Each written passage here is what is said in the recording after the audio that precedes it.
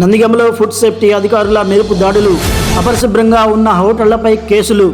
నందిగామ ఎన్టీఆర్ జిల్లా ప్రజల ఆరోగ్యాన్ని దృష్టిలో ఉంచుకొని ఆదివారం నందిగామలో ఫుడ్ సేఫ్టీ అధికారులు విస్తృత తనిఖీలు చేపట్టారు. ఎన్టీఆర్ జిల్లా ఫుడ్ సేఫ్టీ విభాగం ఆధ్వర్యంలో పలు హోటళ్లు, స్వీట్ షాపులపై ఆకస్మికంగా దాడులు నిర్వహించారు. తనిఖీల్లో వెలుగు చూసిన కీలక అంశాలు అపరిశుభ్ర వంటశాలలు. రైతుపేటలోని రెడ్డి హోటల్ వంటగది అత్యంత అపరిశుభ్రంగా ఉండడాన్ని అధికారులు గుర్తించారు.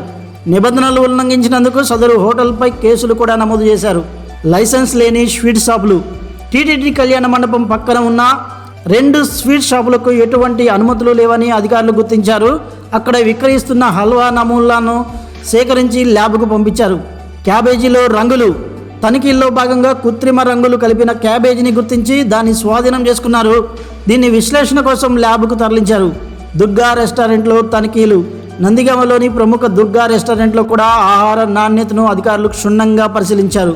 అధికారుల హెచ్చరిక: నిబంధనలు పాటించకుండా ప్రజల ప్రాణాలతో చెలగాటమాడే ఏ హోటల్ యాజమాన్యాన్ని వదిలిపెట్టబోమని అధికారులు హెచ్చరించారు. ప్రతి ఒక్కరూ FSSAI లైసెన్స్ కలిగి ఉండాలని, తయారీలో నాణ్యత పాటించాలని స్పష్టం చేశారు. తనిఖీలు నిరంతరం కొనసాగుతాయని వారు తెలిపారు.